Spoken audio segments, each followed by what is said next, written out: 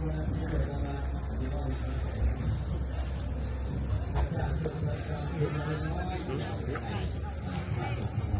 คนตรงนี้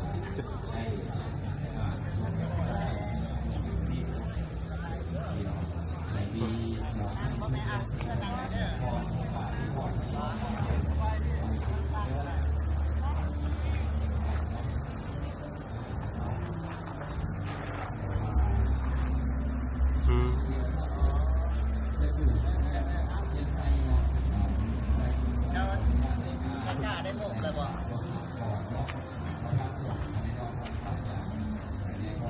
เดี๋ยวได้สบายกันเถอะวันนี้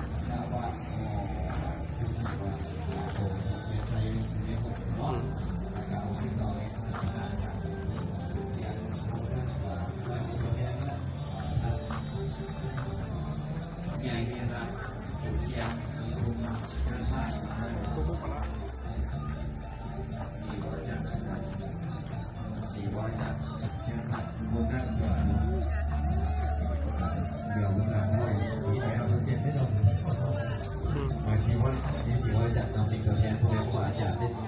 กลุ่มเกียรติใส่ด้านมุมคุณด้านขวาของ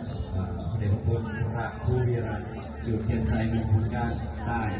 และการให้ข่าวสุขจุดเทียนใส่ยุคปัสนาวิปัสสิกขอไทยครับและศาสนาพิธีคือมาตาทองคูจะได้จุดเทียน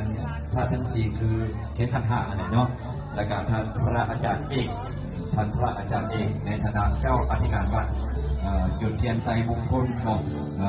จุดเทียนใส่มงคลแล้วจริงจะได้เริ่มมีการสวดปาริตะมงคลช่วงที่สวดปาริตะมงคลพอออกไม่ออกอยากได้บุญอยากได้กุศลกันภาพตาอธิษฐานจิตเตรียมฟังบทคาถาขององค์สมเด็จพระสัมมาสัมพุทธเจ้าเนาะ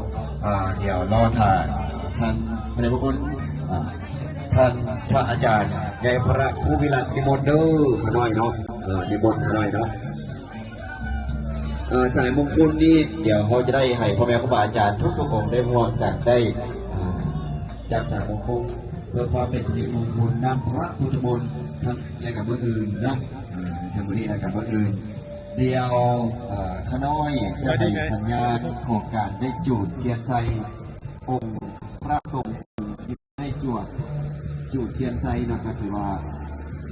เป็นผมเนาะเป็นผมอันนี้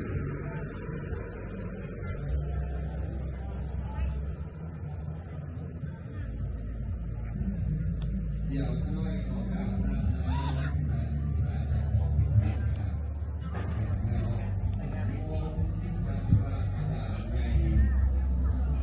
มาดีมาถึงหรอเข้าแล้วโอ้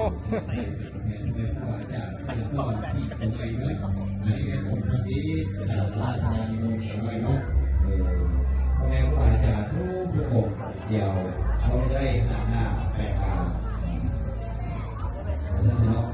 ที่พวกแม่ครูอาจารย์ที่ทำภารกิจคือต่อที่ไหว้มนต์มาไหนเนาะอันนี้แอนขณะที่แอนพระพุทธทางพระอาจารย์ในของใจเป็นตัวแทนของแม่ครูอาจารย์อยู่เทียนใจมงคลอยู่ในตัวของพระเนาะเทียนใจการให้พระแม่ครูอาจารย์ในนามโมนาหลวงเป็นการเสด็จสลองพระทักษิณาใหม่กับพระเนาะท่านจะดูสบายดี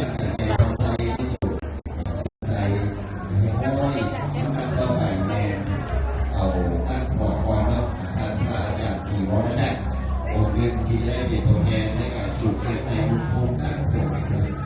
จุดเทียนใส่มงคลด้านขวามีตัวแทนไหมมงคล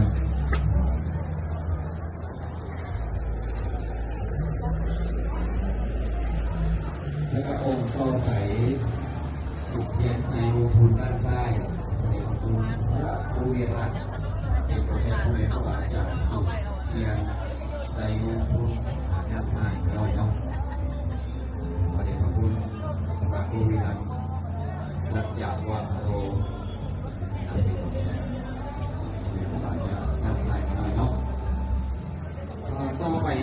ข่าวสุด